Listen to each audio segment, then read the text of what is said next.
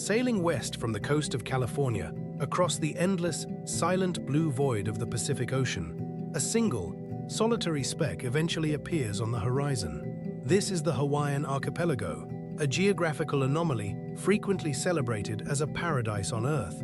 Yet, true paradise always carries the heavy, unyielding toll of absolute isolation. Beyond the crowded beaches and glittering high-rises of the modern tourist centers lies a territory where 99% of travelers will never set foot. Devoid of cellular signals, internet connectivity, and modern infrastructure, there exists a world frozen in time. Farther still lies an entire island within this archipelago, upon which setting foot is strictly prohibited. For over 150 years, a mysterious family has kept this land completely sequestered from the modern world, honoring a solemn promise sealed in pure gold. To understand the origin of this absolute isolation, one must journey back millions of years before the first human voice ever echoed across these volcanic cliffs. The genesis of this isolated world did not begin with the violent fracturings of a continent, but with a silent, persistent hotspot deep within the mantle of the Earth. Beneath the tectonic plates, a colossal plume of magma rises from the Gutenberg discontinuity, nearly 2,900 kilometers below the surface.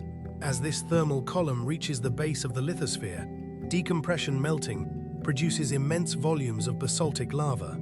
Low in silica and highly fluid, this runny lava spreads over vast distances, slowly building broad shield volcanoes with gentle slopes of only 2 to 3 degrees. Over millions of years, the Pacific Plate has drifted slowly toward the northwest at a rate of several centimeters per year, sliding over this stationary mantle plume. Like a giant sewing machine stitching the ocean floor, this process has left a 6,000-kilometer trail of volcanic mountains extending all the way to the Aleutian Trench. Each island in the chain is progressively older and more eroded than the last, transitioning from the raw, black lava of the active southeast to the sunken atolls of the northwest. Today, the process of creation remains far from finished. 35 kilometers off the southern coast of the Big Island, the submarine volcano known as Loihi continues to erupt in the dark depths of the sea, rising 3 kilometers from the ocean floor, preparing to emerge as the next child of fire. It was into this majestic, volcanic solitude that the first humans arrived around the year 400. Traveling thousands of miles across the open sea in double-hulled voyaging canoes known as wa'akaulua, these ancient Polynesian navigators possessed a mastery of the natural world unmatched in human history. Operating entirely without metal compasses, paper charts, or mechanical instruments, these wayfinders navigated by reading the subtle, interconnected patterns of nature. They memorized the rising and setting points of over 150 stars, using a mental construct known as the star compass, which divided the horizon into 32 distinct houses. They felt the invisible rhythm of the ocean swells, sensing the distant landfalls by the way the waves refracted against their wooden hulls. They tracked the flight paths of migrating birds, such as the white tern and the Pacific golden plover, knowing that these creatures flew toward the shore to rest at nightfall. Built from sacred koa wood and lashed together with hand-woven coconut fibers, their vessels glided silently across the rough, open waters of the Pacific, driven by a profound spiritual connection to the ocean and an unwavering faith in the way. For generations, the people of these islands lived in separate, independent chiefdoms, frequently locked in territorial conflicts until the rise of a legendary leader, King Kamehameha the Great. A brilliant strategist of extraordinary physical strength and vision, successfully united all the separate islands under a single sovereign rule in 1810, bringing an end to centuries of civil war. Under the leadership of Kamehameha and his successors, the Kingdom of Hawaii developed into a highly advanced, progressive, and globally recognized nation. The Grand Iolani Palace in Honolulu was equipped with electricity and a telephone system before the White House, Washington, D.C. had ever installed them. This hard-won sovereignty, however, was destined to confront the aggressive ambitions of the Western world. The arrival of Captain James Cook in 1778 opened the floodgates to foreign influence. Along with trade, Westerners introduced devastating diseases that decimated the native population, alongside modern weaponry and commercial interests. By 1893, Queen Liliuokalani the last reigning monarch of the kingdom, was overthrown by a cabal of American businessmen and politicians. To prevent widespread bloodshed and protect her people from certain slaughter, the Queen chose to surrender her authority in agony. Spent in confinement within her own palace as her beloved nation slipped away, culminating in Hawaii officially becoming the 50th state of the United States in 1959. If you are ready for this epic journey, drop a comment sharing where in the world you are watching from. Hit the like button, subscribe to Legends of Power, and turn on notifications so you never miss more of these upcoming cinematic chronicles. The silence in the studio wasn't empty, it was heavy. It felt like the air in a room right before a storm breaks, charged, waiting, and just a little bit suffocating. I looked at my reflection in the dark glass of the monitor. The man staring back had the same eyes I'd had 10 years ago, but the light behind them had shifted. It was sharper, more calculated. I remembered standing in this exact spot when I first started, my heart hammering against my ribs, terrified that someone would walk in and realize I didn't actually know what I was doing. Back then, making it was a dream that felt like a distant mountain peak. Now, standing at the summit, I realized the air was much thinner up here than I had anticipated. The illusion of having it all. We are often sold a specific version of success. It's a highlight reel, the trophy, the promotion, the viral moment, the bank balance that makes the struggling years seem like a quaint anecdote. But nobody talks about the quiet moments after the applause dies down. Last Tuesday, I sat in my office until 2 a.m. I had just closed a deal that would have made my 20-year-old self weep with joy. But as I sat there, the screen glowed against my tired face, and I realized I couldn't remember the last time I'd had a conversation that wasn't transactional. My phone was silent, not because I was unpopular, but because I had spent years prioritizing the urgent over the important. I had optimized my life for efficiency, forgetting that human connection isn't something you can hack or streamline. It's messy, it's inefficient, and it requires the one thing I had been hoarding for my career: time. Reflective pause. Think about the last week. How many of your decisions were driven by genuine passion, and how many were driven by the fear of falling behind? The architecture of regret. Regret is rarely about the big, explosive failures. It's rarely about the time we fell flat on our faces in front of a crowd. Usually, regret is a slow, quiet erosion. It's the birthday party you skipped because you had one more email to send. It's the hobby you abandoned because it didn't have a clear path to monetization. It's the person you stopped calling because you were too busy building a future that, when you finally arrive, feels strangely hollow. I started to wonder if I could go back and whisper one thing to that scared, ambitious version of myself, what would it be? I don't think I'd tell him to work harder. I don't think I'd tell him to save more money. I think I'd tell him to breathe. I'd tell him that the world won't stop spinning if he takes a Saturday off. I'd tell him that the peak is just a place to stand. It's not a place to live. The turning point, that realization that I had become a guest in my own life, was the catalyst for everything that followed. I began to dismantle the structure I had built. Not all at once, but piece by piece. I started saying no to projects that drained my spirit. Even if they padded my wallet, I started showing up for the people who mattered, not because I had capacity, but because I was making capacity. It's terrifying to step off the treadmill when everyone around you is sprinting. It feels like losing ground. But I've learned that sometimes you have to lose ground to find the path you were actually meant to walk. Your journey begins here. We are all architects of our own discontent, but we are also the only ones with the power to redesign the blueprint. It's easy to get caught up in the grind, to let the external markers of success dictate our internal sense of worth. But what if we started measuring success differently? What if we measured it by the quality of our relationships, the depth of our peace, and the courage it takes to be honest with ourselves? This isn't just about me or my story. It's about the silent choices you make every single day. I want to hear from you. Take a second to look at your life right now. 1. What is one thing you are currently sacrificing that you know you'll regret losing in 5 years? 2. If you had the permission to change one part of your daily routine tomorrow to prioritize your own well-being over productivity, what would it be? Drop your answers in the comments. I read every single one, and I want to know where you're standing in your own journey. If this resonated with you, hit that like button It helps more people find this conversation. And if you know someone who feels like they're running on a treadmill that never stops, share this video with them. You might be the reason they finally decide to step off. We're just getting started. Don't miss the next chapter. Make sure you're subscribed. See you in the next one. Most of us spend our lives trying to minimize discomfort.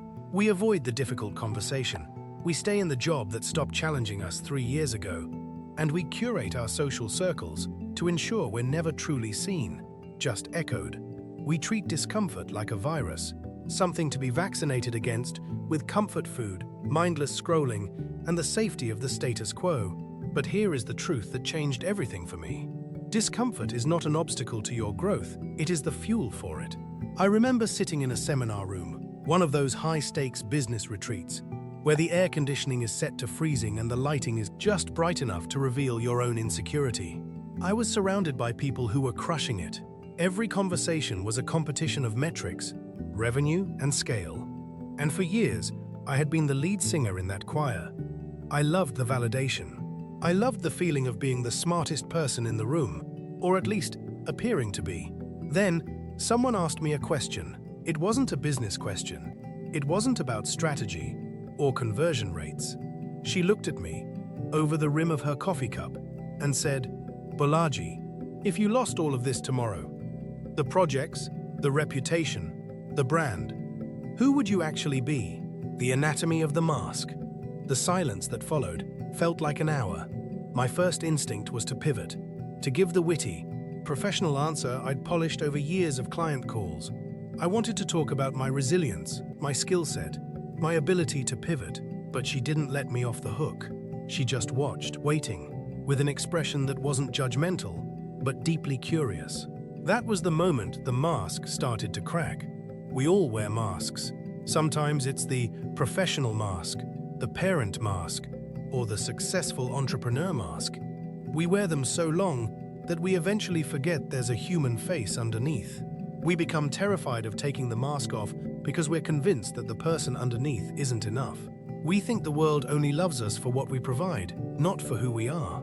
If you are currently feeling a sense of dread when you wake up on a Monday, or if you find yourself constantly performing to maintain an image that feels heavier every day, I want you to know you are not alone. That weight you feel? It's the friction of living a life that doesn't align with your core. The value of walking away discomfort is a signal. It's your internal compass telling you that you've outgrown your container. But we are taught to ignore it. We are told to push through, to grit our teeth, and to grind until the feeling goes away. But what if you didn't push through? What if you leaned in? I started to experiment with radical honesty. I began to tell clients, I don't think this project is the right fit for your goals, rather than just taking the money and doing the work. I started telling friends, I'm actually not doing well. Instead of defaulting to the, I'm busy, everything's great script. The sky didn't fall. The business didn't collapse. In fact, something paradoxical happened. People started trusting me more. When you stop performing, you become magnetic. People are starving for authenticity in a world that is increasingly synthetic. By embracing the discomfort of being real, I found that I was building deeper, more lucrative, and more meaningful relationships than I ever had when I was trying to be perfect. Reframing the struggle. Think about the last time you felt truly uncomfortable. Maybe it was a moment where you had to stand your ground, or a moment where you failed publicly, or even a moment where you felt profound loneliness. Most people look back at those moments with shame. They want to bury them, to move past them as quickly as possible. But I've learned to view those moments as my turning points. They are the chapters in my life where the plot actually moved forward. Without the discomfort, the story stays the same. The character remains static, and a static character is the fastest way to lose an audience, or worse, to lose yourself. Pause for reflection. If you had to identify the one thing you are currently avoiding because it makes you feel uncomfortable, what would it be? Is it a conversation? A career pivot? A creative project that feels too big? Defining your own success. We are living in an era where we have more tools, more platforms, and more ways to connect than ever before. But we also have more noise. It is incredibly easy to spend your entire life building someone else's dream, or worse, building a dream that was never yours to begin with. You have to decide, are you building a life Or are you just building a resume? The currency of the future isn't just data or AI-driven efficiency. It is the ability to navigate human complexity. It is the ability to sit in the fire of your own uncertainty and come out the other side with a clearer vision. It is the willingness to be human in a world that is obsessed with being machines. This is the part of the journey where most people turn back, but the view from here is worth the climb. Before we move to the next chapter, I want to challenge you to be honest with yourself and with this community. 1. What is a mask you've been wearing lately that you're ready to take off? 2. When was the last time you embraced a difficult situation instead of running from it? And what did that experience teach you? Your stories are the heartbeat of this channel. Leave a comment below. I'm looking for the most honest, raw perspective you can share, and I'll be replying to as many as I can. If this hit home for you, tap that like button. It tells the algorithm that real conversations matter. And if you think someone in your circle is struggling with the pressure to be perfect, share this link with them. It might be the permission they need to finally breathe. Don't forget to subscribe. We are diving deeper into the why in the next chapter, and you don't want to miss where this leads. See you there. If you've been following along, you know that we've dismantled the illusion of the perfect life and acknowledged that discomfort is actually the compass we need to navigate. But acknowledging the need for change and actually executing that change are two entirely different worlds. Many people get stuck in the analysis paralysis phase. They know they need to shift, but the fear of losing progress keeps them anchored to a ship that's already taking on water. I learned the hard way that a pivot is not a failure. It is a strategic upgrade. The myth of sunk costs. In business and in life, we are obsessed with the sunk cost fallacy. We stay in a project, a relationship, or a career path simply because we have already invested so much time, energy, and capital into it. We think, if I quit now, all that effort was for nothing. But that is fundamentally flawed logic. Every experience you've had, every failed project you've worked on, and every hour you spent learning a skill you no longer use is not a waste. It is data. It is the curriculum of your life. When I was starting my journey, I spent months building an e-learning platform that ultimately went nowhere. By every metric of traditional success, it was a total bust. But those months taught me how to architect user experiences, how to write for engagement, and how to understand what people truly want when they're sitting behind a screen. When I finally pivoted to the work I'm doing now, I didn't start from scratch. I started from experience. I was able to move 10 times faster because I had already paid the tuition in the school of hard knocks. Reflective pause. Is there something in your life you are holding on to right now? Not because it serves your future, but because you're afraid to admit the time you spent on it was an investment in a lesson rather than a final destination. Velocity versus direction. We spend so much of our lives focusing on velocity. How fast can I grow my audience? How fast can I scale my revenue? How fast can I finish this book? But velocity is useless if your direction is wrong. You can be running 100 miles an hour toward a goal you don't even want to reach. A strategic pivot is about pausing the velocity to recalibrate the direction. I started treating my life like a high-retention video.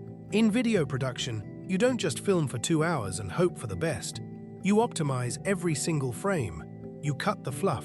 You lean into the parts that actually make people stop scrolling. When I applied that same mindset to my professional life, everything changed. I stopped doing the busy work that kept me visible but didn't keep me fulfilled. I started identifying the hooks in my own life, the activities that actually provided value, and I doubled down on those, ruthlessly cutting away the rest. The power of the no. The most important tool in any strategic pivot is the word no. It is a small, 2-letter word that carries an incredible amount of weight. When you say no to the things that don't align with your vision, you are not closing doors. You are focusing your energy. You are telling the universe and yourself that your time is a finite, valuable resource. I used to say yes to everything because I was terrified of being irrelevant. I thought that if I wasn't constantly doing, I wasn't existing. But the reality is that the most successful people I've worked with aren't the ones doing the most. They are the ones doing the right things with absolute, unwavering focus. The discipline of redesign. Once you decide to pivot, you have to be disciplined about the redesign. It's not enough to just stop doing the old things. You have to actively design the space you've just cleared. This is where most people falter. They clear the deck, but then fill the space with more of the same, just in a different package. You have to be intentional. You have to ask, does this new direction move me closer to the person I am becoming, or is it just another way to stay comfortable? If the answer is the latter, you need to go back to the drawing board. Growth should feel challenging. If you're not slightly terrified by the size of your new goal, you're probably not aiming high enough. We've covered the philosophy, the discomfort, and now the strategy. But theory is nothing without application. I want to challenge you to get practical right now. 1. What is one sunk cost you are ready to let go of this week to make room for a new direction? 2. If you had the absolute certainty that you would not fail, what is one pivot you would make in your career or personal life before the end of the year? I want you to be specific. A goal without a plan is just a wish. Tell me what your next pivot looks like in the comments below. I'll be highlighting some of the most courageous pivots I see in the next chapter. If you're finding value in this roadmap, make sure you hit that like button. It helps keep these conversations trending, which means more people who are feeling stuck can find the path out. And if you have a friend who is currently agonizing over a decision to change paths, share this video with them. They need to hear that a pivot isn't a failure, it's a strategy. Don't forget to subscribe. We're entering the final stretch, and the next chapter is where we tie all of this into a sustainable, long-term vision. You don't want to miss how we turn these pivots into a legacy. See you there. We've talked about the weight of ambition, the necessity of discomfort, and the power of the strategic pivot. But if we stop there, we're only looking at the mechanics of change. We're looking at the how and the what, but we haven't fully addressed the why. Why do we do any of this? Why build? Why pivot? Why struggle? Why grow? If the goal is simply to reach a certain level of success, then we are building a house of cards. The moment the wind changes, everything we've accumulated, the metrics, the influence, the status, can be swept away. I've come to realize that the difference between a career and a legacy is not in the size of the empire you build, but in the depth of the shadow it casts. Are you building something that survives your absence, or are you just occupying space? The shift from ego to impact. For the first few years of my professional life, I was obsessed with the I, my growth, my brand, my portfolio. I wanted to be the one on the stage, the one with the highest engagement, the one with the loudest voice in the room. It's a common trap, especially in the digital age, where we are constantly incentivized to build personal brands. But the I is a fragile foundation. When you shift your focus from ego to impact, something shifts in your energy. You stop competing and you start contributing. I started asking myself a different set of questions. Instead of, how can I make this look impressive? I started asking, how can I make this genuinely helpful? When I began focusing on the problems of my clients, really sitting with the architectural flaws in their plans or the confusion in their course curriculum, I stopped being a vendor and started being a partner. The work didn't just get easier, it got more significant. Reflective pause. Look at your work today. Are you creating from a place of, what will people think of me? Or from a place of, what do these people actually need? The answer to that question dictates whether you are building an ego or a legacy. The long game of consistency legacy isn't a flash in the pan. It isn't a viral moment or a sudden windfall. Legacy is the accumulation of thousands of tiny, disciplined choices. It's showing up when you don't feel like it. It's maintaining your standards when no one is watching. It's the integrity you keep in the quiet, mundane moments of the day. Most people quit because they are playing a short-term game in a long-term world. We want the results of the marathon without the fatigue of the miles. But the joy isn't in the finish line. It's in the process of becoming the person who can finish the marathon. I think back to the long nights working on content strategies or the grueling reviews of technical architectural plans, tasks that weren't always glamorous, but were necessary. Those weren't just tasks, they were bricks. Every time I chose quality over fast, I was building my reputation. And reputation is the only currency that actually compounds over time. Designing your future self-legacy is also about the version of yourself you are leaving for the future. You are the architect of the person you will be 10 years from now. Every decision you make today, is a blueprint for your future reality. When you choose to prioritize your health, you are setting up your future self for energy. When you choose to invest in your skills, you are setting up your future self for opportunity. When you choose to be honest, you are setting up your future self for peace of mind. I want you to imagine yourself 10 years from now. You're looking back at this moment, this exact year, this exact week. What will you wish you had started? What will you wish you had walked away from? The call to responsibility. There is a profound freedom that comes with taking full responsibility for your life. It's heavy, yes, but it's the only path to true autonomy. You can no longer blame the economy, your boss, your upbringing, or the algorithm. You are the lead developer of your own life. This is the ultimate secret to high-retention living. Live a life that is so deeply aligned with your values that you never feel the need to hack your way to happiness. If you're waiting for a sign to start building your own version of success, this is it. Don't wait for permission. Don't wait for the perfect time. The market is saturated with noise, but it is desperate for substance. Be the substance. We've reached the final chapter of our current journey, but this is really just the beginning of yours.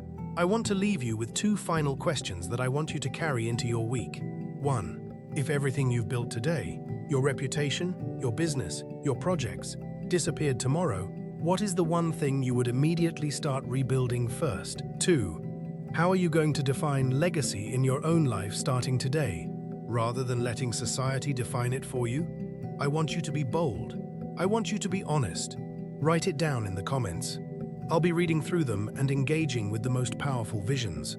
If this journey has challenged you, if it's made you think differently about your work or your life, hit that like button. And if you know someone who is stuck in the cycle of ego-driven work and needs to find their true path, share this video with them. You could change the trajectory of their entire year.